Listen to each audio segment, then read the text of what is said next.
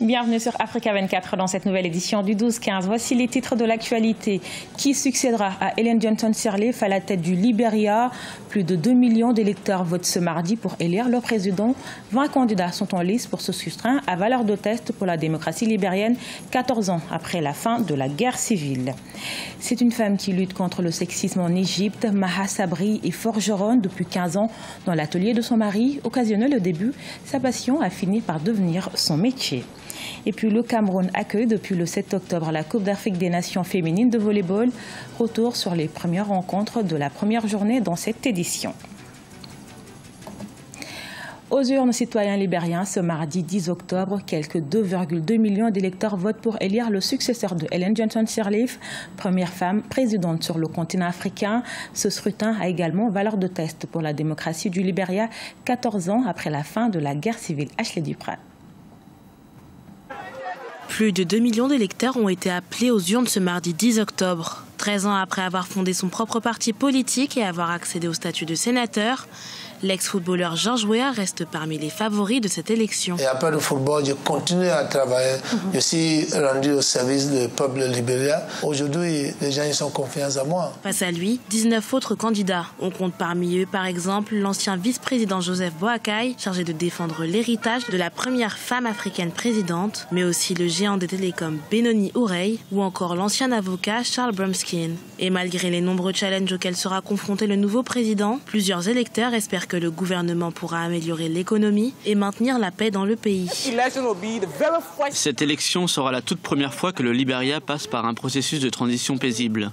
Nous avons observé que la jeunesse est activement engagée dans la politique, mais n'a jamais bénéficié des promesses qui viennent de l'autre côté.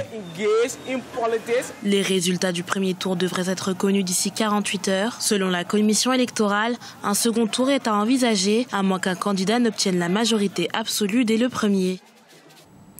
En Côte d'Ivoire, le directeur de cabinet du président de l'Assemblée nationale, Guillaume Soro, a été mis en examen ce lundi 9 octobre. Souleymane Camara Tékoné, dissous et emprisonné pour complot dans le cadre de l'enquête sur les caches d'armes selon le procureur de la République. Pour rappel, le 11 mai, lors de la mutinerie à Bouaké, plus de 6 tonnes diverses armes de guerre et des munitions ont été découvertes dans une de ses propriétés.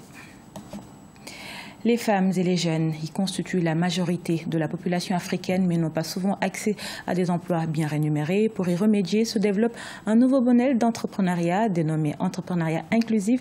Il permet d'aider ce groupe à s'insérer dans le processus productif. Reportage en Côte d'Ivoire de notre correspondant Olivier Kono. L'entrepreneuriat inclusif pour l'autonomisation des femmes et l'emploi de jeunes. Les grandes entreprises aident les petites entreprises à plus de productivité et revenus en améliorant la performance des petites unités de production. Les ménages sont perçus comme des partenaires fournisseurs de matières premières et pas uniquement comme consommateurs de produits. Le potentiel économique de l'entrepreneuriat inclusif est important pour les pays africains caractérisés par la prépondérance du secteur informel. La Côte d'Ivoire a un taux de chômage et sous-emploi de 25%.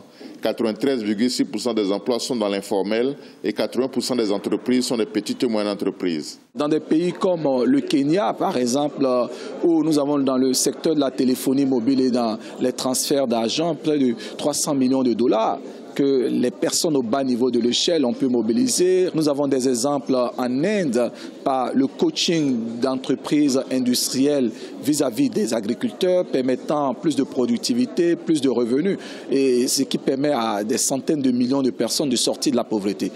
L'absence d'incitation pour les grandes entreprises constitue un frein au développement de l'entrepreneuriat inclusif. À cause du manque d'informations sur les ménages et les petits producteurs, ce type d'entrepreneuriat ne bénéficie pas du soutien du secteur financier. C'est de trouver un moyen pour faire comprendre à l'entreprise que le meilleur moyen d'être rentable, d'être profitable, c'est en fait d'inclure ces groupes-là, que ce soit comme fournisseurs, que ce soit comme producteurs, que ce soit comme travailleurs. Donc non plus de les voir simplement comme une clientèle qu'il faut, n'est-ce pas, essayer, entre guillemets, d'exploiter, mais comme des partenaires dans le processus de production. Avec l'entrepreneuriat inclusif, les entreprises ont un objectif de rentabilité, mais également social, en incluant les femmes et les jeunes constituant la majorité de la population au processus de production. Cela permet la réduction de la pauvreté en touchant les personnes au bas niveau de l'échelle sociale qui ne perçoivent que 88 400 francs CFA comme salaire moyen mensuel en Côte d'Ivoire. En Égypte, Maha Sabri est une femme qui aide son mari dans son atelier de forge depuis 15 ans. Occasionnelle au début, sa passion a fini par devenir son métier, un travail stéréotypé qu'il domine désormais. Découverte avec Aïssatou Diamanka Besland. Maha Sabri, la dame qui forge le fer à chaud. Elle est l'une des rares femmes forgerons en Égypte, une profession habituellement réservée aux hommes. À Alexandrie, la ville où elle exerce son travail, de nombreuses personnes n'ont toujours pas compris son choix. Les gens pensaient d'abord que je m'exhibais ou que je faisais ça pour le spectacle. Cependant, ce sont des gens qui ne connaissaient pas mon parcours.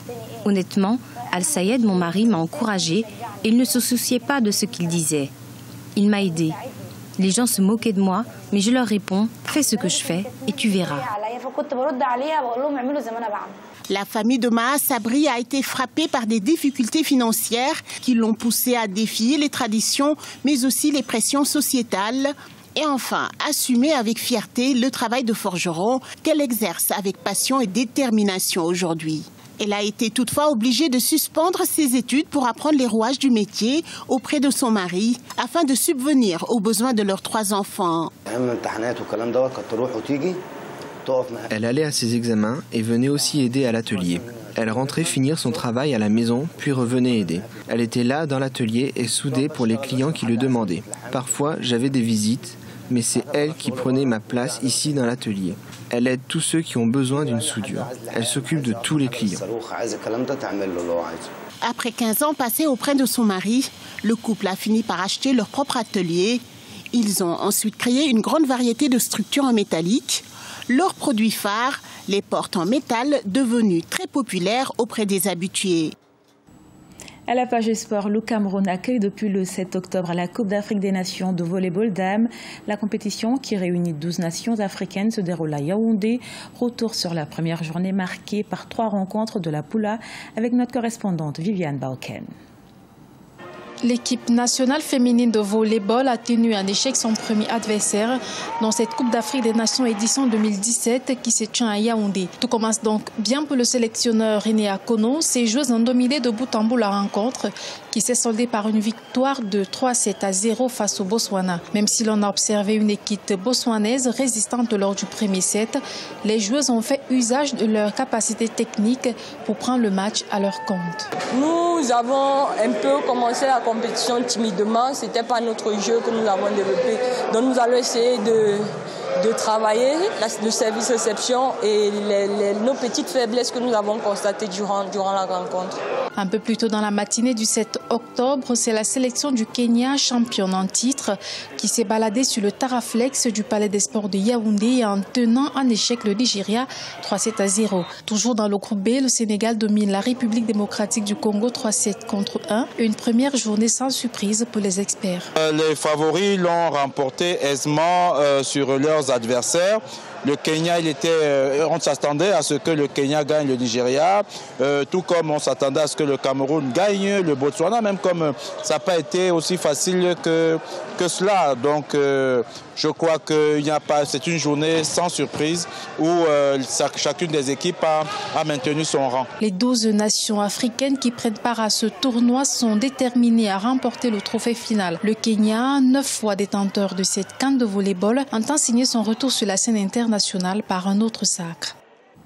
Dans le reste de l'actualité, la Fédération malienne de football a un nouveau patron. Mamoutou Touré Bavieux a été élu ce lundi 9 octobre avec 39 voix des 57 délégués, dont 18 abstentions.